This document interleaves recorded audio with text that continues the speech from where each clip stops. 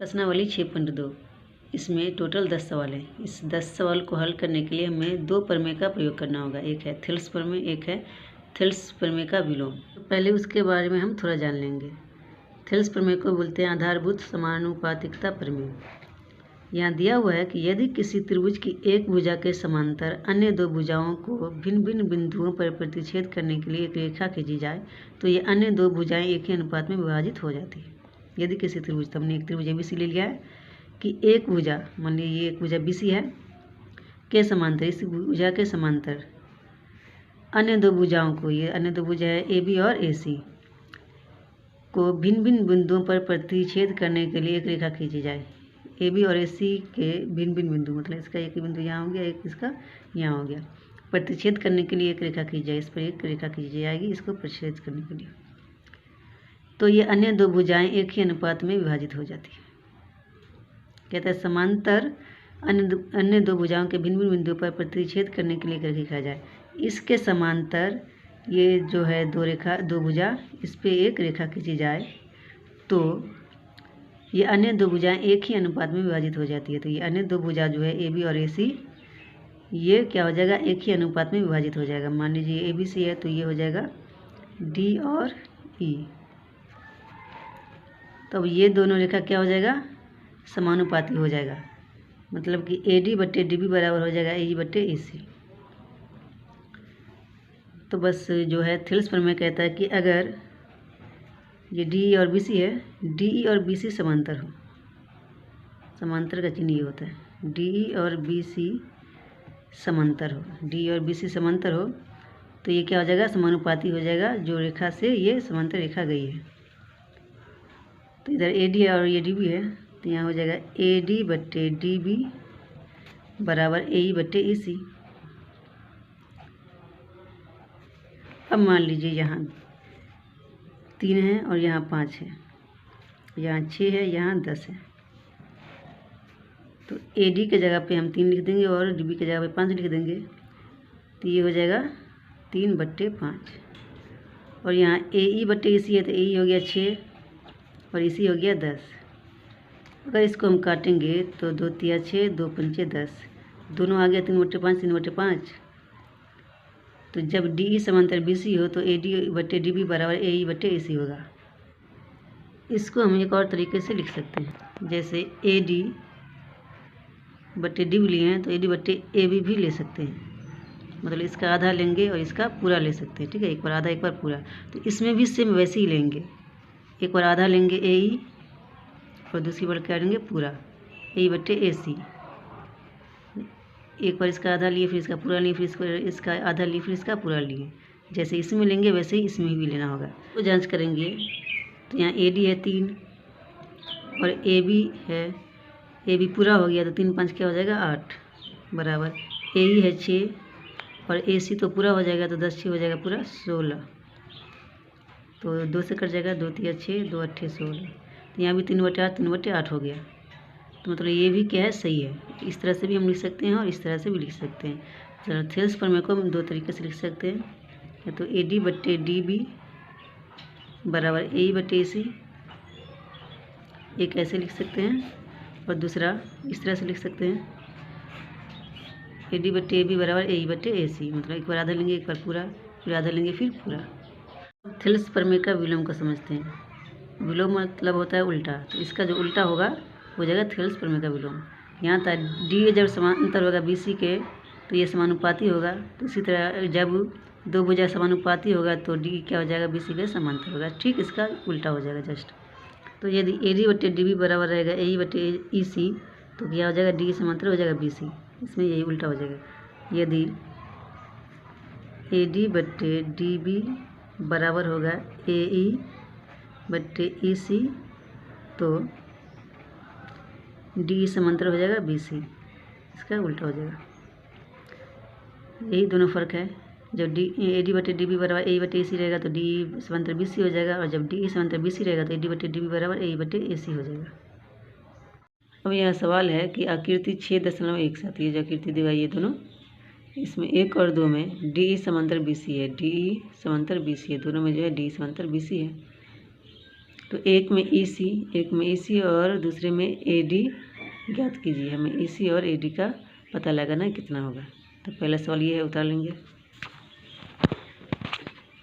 तो AD है 1.5 centimetre, DB है 3 सेंटीमीटर, AE है 1 सेंटीमीटर। तो हमें AC ज्ञात करना है। तो सवाल में दिया कि DE समांतर BC है, तो लिख देंगे चूँकि DE समांतर BC दिया है, सवाल में ये दिया हुआ है। तो थेल्स प्रमेय से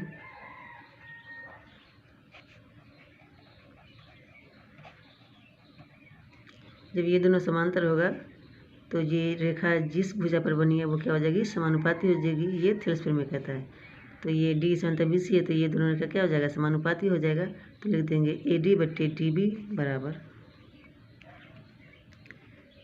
AD बट्टे DB बराबर, इधर जिसको लिए उतना ही इधर भी लेंगे। जैसे AD इधर लिए तो इधर AE लेंगे,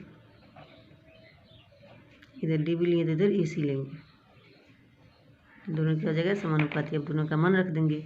AD है 1.5, DB है 3 बराबर AE है 1 और EC हमें पता नहीं है, तो इसी को हम EC ही रखेंगे। यहाँ 1.5 है बट्टे 3 है, दशमलव को हटाएंगे तो बट्टा में 1 पर दशमलव के बाद जितना अंक रहेगा उतना 0 आएगा। दशमलव के बाद 1 अंक है तो 1 0 आ जाएगा, ये दशमलव हट जाएगा। तब हो जाएगा 15 बट्टे 3 दाही 30 बराबर 1 बट्टे EC। तो 15 इकाई 15, 15 दूनी 30, कोना को निगुना करेंगे तो EC इकाई EC हो जाएगा बराबर 2 इकाई 2। तो EC बराबर हो जाएगा 2 सेंटीमीटर, ये आंसर हो जाएगा।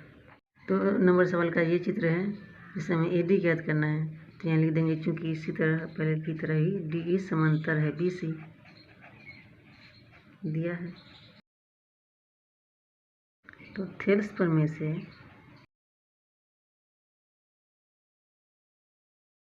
क्योंकि इस भुजा का समांतर है तो ये दोनों भुजा समानुपाती हो जाएगी। तो यहाँ AD बट्टे DB बराबर AE बट्टे EC हो जाएगा।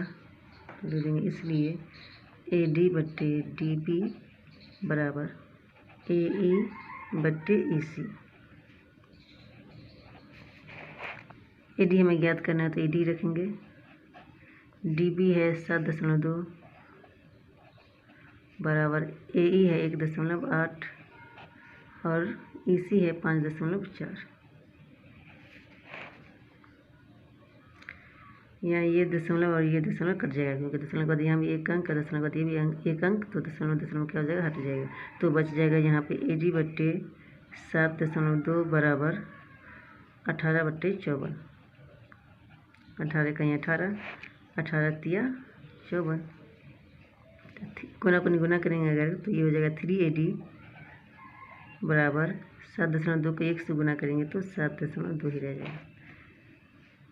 अब यहाँ AD बराबर 7.2 गुन्ने में 3 इधर आएगा तो बट्टे में आ जाएगा, 3 से भागा देंगे, 3 दूनी 6 दशमलव 3 चौके 12।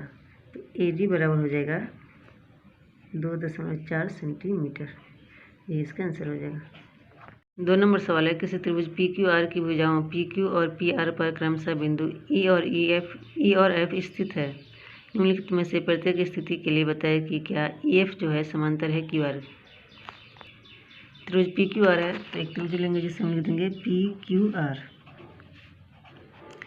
उसके बाद कह रहे हैं PQ और PR पर बिंदु क्या है, E और F है। तो इसको हम E लिख देंगे और इसको हम F लिख देंगे। तब बताना है कि EF जो है QR के समांतर है या नहीं, ये दोनों समांतर है या नहीं हमें बताना है। 1 नंबर सवाल है, PE बराबर 3.9 सेंटीमीटर, EQ बराबर 3 सेंटीमीटर, PF बराबर 3.6 सेंटीमीटर और FR बराबर 2.4 सेंटीमीटर। इसको उतार चुके हैं हम। तो यहाँ इस साइड है PE बट्टे EQ, तो हम पहले निकालेंगे PE बट्टे EQ बराबर 3.9 बट्टे 3, इसका दशमलव रहेंगे तो बट्टा में आ जाएगा, 1 के बाद 1 अंक है तो 1 पे 1 0, तो हो जाएगा 39 बट्टे 3 दाही 30। 3 से कटेगा, 3 कहीं 3, 3 थिया 9 13 थिया 39, 3 दाही 30, तो 13 बट्टे 10 हो जाएगा ये। उसके बाद इधर है PF बट्टे FR, देंगे फिर PF बट्टे FR। PF दिया हुआ है 3.6 और FR है 2.4, तो लिख देंगे 3.6 बट्टे 2.4। दशमलव के बाद एक अंक इधर भी है, इसमें भी है, तो दोनों कट जाएगा, बच जाएगा 36 बट्टे 24। 12 से कट जाएगा, 12 दूना 24, 12 तिया 36। तो ये आया है 3/2। तो ये दोनों तो बराबर है नहीं, अलग अलग है, तो लिख देंगे चूँकि PE बट्टे EQ नॉट इक्वल टू, बराबर नहीं रहेगा तो बराबर को कर देंगे, ये बराबर नहीं है इसके PF बट्टे FR के। ये दोनों क्या है, बराबर नहीं है। जब ये दोनों बराबर नहीं होगा तो समानुपाती भी नहीं होगा, इसलिए जब ये समानुपाती नहीं होगा तो रेखा जो है समांतर नहीं होगा, लिख देंगे। इसलिए EF समांतर नहीं है, समांतर का चिन्ह देकर काट देंगे इसको, मतलब ये समांतर नहीं है किसके, QR के। आंसर ये इसको ऐसे भी लिख सकते हैं कि EF समांतर नहीं है QR के। 2 नंबर सवाल में है PE 4 centimetre, QE 4.5 centimetre, PF 8 centimetre और RF 9 सेंटीमीटर। तो PE है 4 सेंटीमीटर, यहाँ पर लिख देंगे 4 सेंटीमीटर।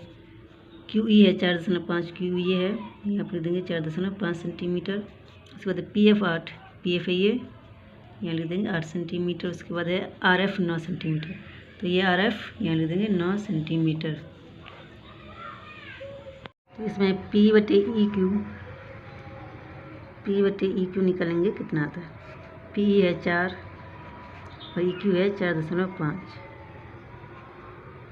ये संख्या दशमलव में है, इसका दशमलव हटाएंगे तो 1 पर दशमलव का जितना अंक करेंगे उतना 0, तो 1 है तो 1 0, नीचे दशमलव है तो ऊपर में बट्टा देंगे 10, अगर ऊपर में दशमलव है तो नीचे में लिखते 10।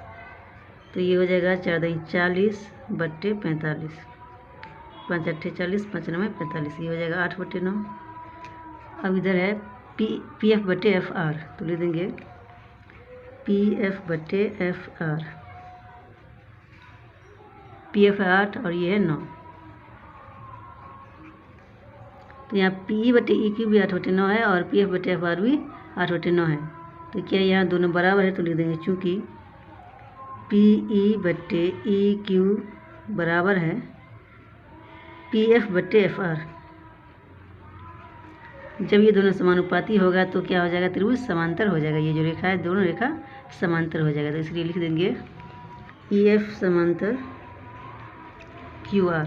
EF समांतर हो गया QR के, ये आंसर हो गया। 3 नंबर सवाल में PQ बराबर 1.28 सेंटीमीटर, PR बराबर 2.56 सेंटीमीटर, PE बराबर 0.18 सेंटीमीटर और PF बराबर 0.36 सेंटीमीटर। या PQ है 1.8, तो PQ यहाँ है, पूरा है PQ, तो यहाँ तक हो जाएगा ये 1.28। उसके बाद है PR है 2.56, तो PR यहाँ तक है, तो ये यहाँ तक हो जाएगा 2.56।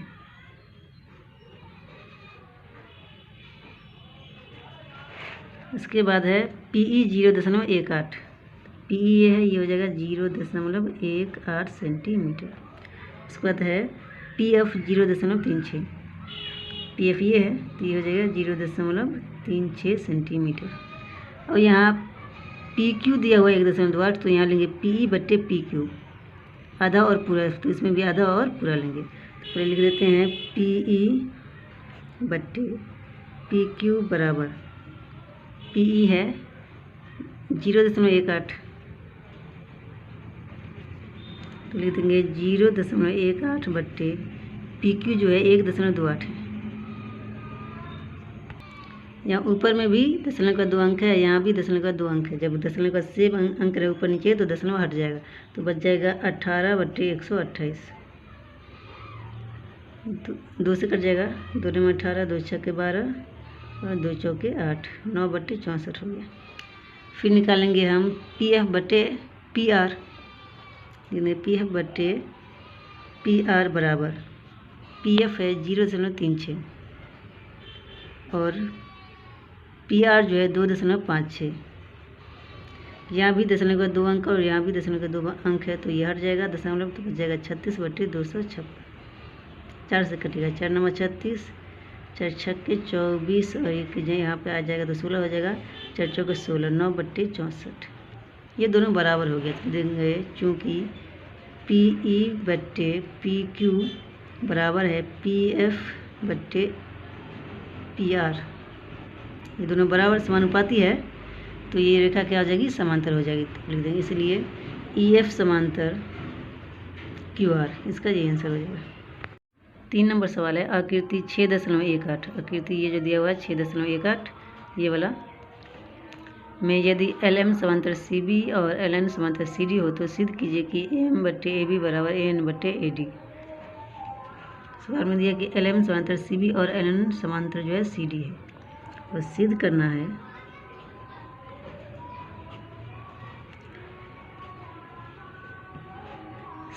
है कि AM/AB बराबर है AN/AD के। ये हमें सिद्ध करना है। यहाँ LM जो है समांतर है CB के, तो देखते हैं इसमें LM और CB को। ये है LM और ये है CB, ये दोनों समांतर है। तो LM जो है भुजा CB के समांतर है, तो ये CB एक भुजा हो गई और जिस पर रेखा दिया हुआ है M और L बिंदु प्रतिच्छेद करते हैं जिसको वो है AB और AC।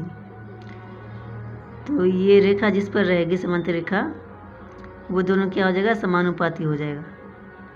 CB भुजा है एक जिसके समांतर LM है, अन्य 2 भुजा पर AB भुजा और भुजा AC पर यहाँ एक त्रिभुज बन जाता है। ABC क्या एक त्रिभुज है, इसमें AB और AC दूसरी 2 भुजा है जिस पर ये LM रेखा खींची गई है, तो ये दोनों क्या हो जाएगी, समानुपाती हो जाएगी। थेल्स पर मैं यही कहता है कि अगर एक भुजा के समांतर कोई रेखा खींची जाए तो 2 अन्य भुजा जो है क्या हो जाएगी, समानुपाती हो जाएगी। तो ये दोनों समानुपाती हो जाएगा।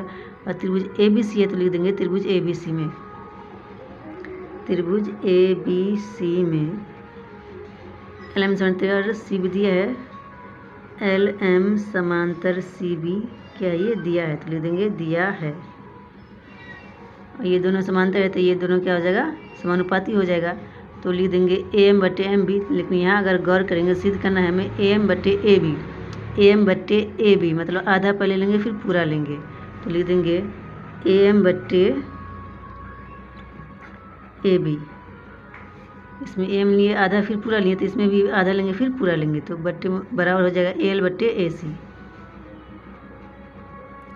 इसको समीकरण फर्स्ट मान लेंगे। फिर दिया हुआ यहाँ LN समांतर CD, ये है LN समांतर CD एक भुजा है और AC और AD दूसरी भुजा है जिसके समान रेखा है LN, जिस पर रेखा कौन सी खींची हुई है, LN खींची हुई है जो कि CD के समांतर है, तो ये दोनों क्या हो जाएगा, समानुपाती हो जाएगा। तो इसी तरह AN/ND नहीं लेंगे क्योंकि AN/AD दिया हुआ है, तो AN लेंगे फिर पूरा लेंगे AD। तो लिख देंगे पहले त्रिभुज, ये आधा नीचे वाला त्रिभुज है ACD, त्रिभुज ACD में सवाल में जो दिया वही उतरना है। LN समांतर CD दिया है, ये समांतर है तो अन्य 2 भुजा क्या हो जाएगी, समानुपाती हो जाएगी। LN समांतर CD है तो AL और LC/AN और ND होगा, लेकिन हम AN/AD लेंगे, एक बार आधा एक बार पूरा लेंगे, तो लिख देंगे AN/AD।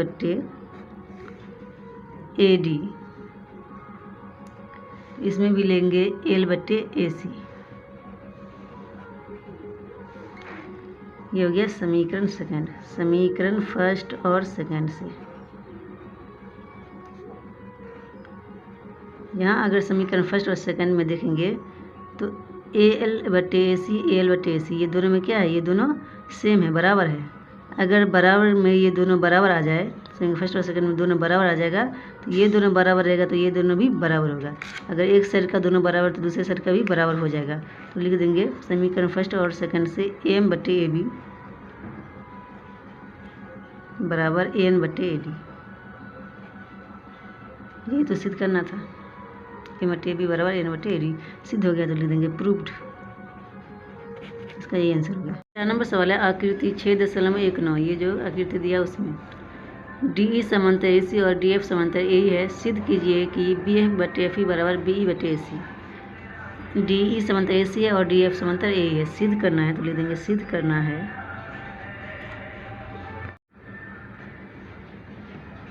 सिद्ध जो करना है वो लिख देना है। हमें सिद्ध करना है BF/FE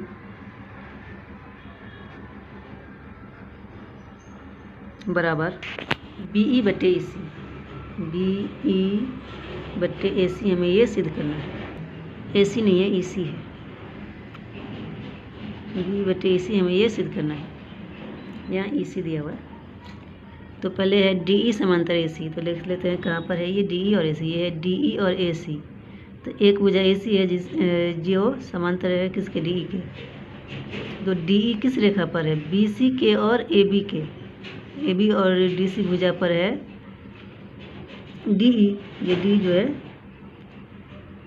ए बी और बी सी के रेखा पर है ना, भुजा पर है ना, ए सी समांतर है। तो त्रिभुज ए बी सी में लिखेंगे, ये पूरा त्रिभुज क्या है, ए बी सी है, लिख देंगे त्रिभुज ए बी सी में डी समांतर ए सी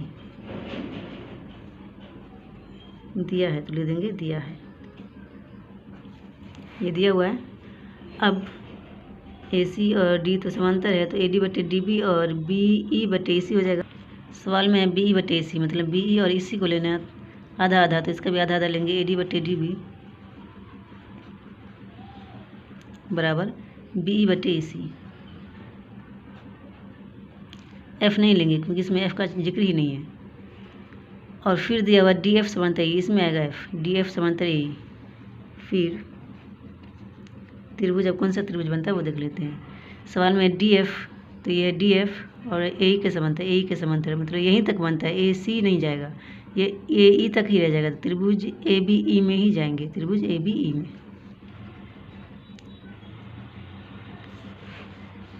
ए एक भुजा है जिसके समांतर है डी एफ, डी एफ इसके समांतर है, तो ए डी बटे डी बी बराबर बी एफ बटे एफ ई हो जाएगा। ए डी और डी बी को लेना है, बी एफ और एफ ई को लेना है, तो लिख देंगे जो दिया है समांतर वो, चूँकि डी एफ समांतर है ए ई, इसलिए ए डी बटे डी बी बराबर बी एफ बटे एफ ई।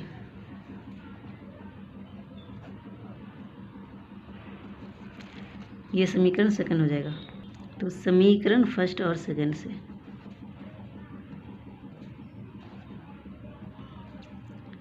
ए डी बटे डी बी, ए डी बटे डी बी ये दोनों बराबर है, तो ये दोनों भी बराबर हो जाएगा, तो लिख देंगे समीकरण फर्स्ट और सेकंड से बी ई बटे ई सी बराबर बी एफ बटे एफ ई। तो यहाँ पर बी एफ बटे एफ ई लिखा हुआ है, तो हम भी पहले लिख देंगे बी एफ बटे एफ ई बराबर बी ई बटे ई सी। ये सिद्ध करना था, लिख देंगे प्रूव्ड।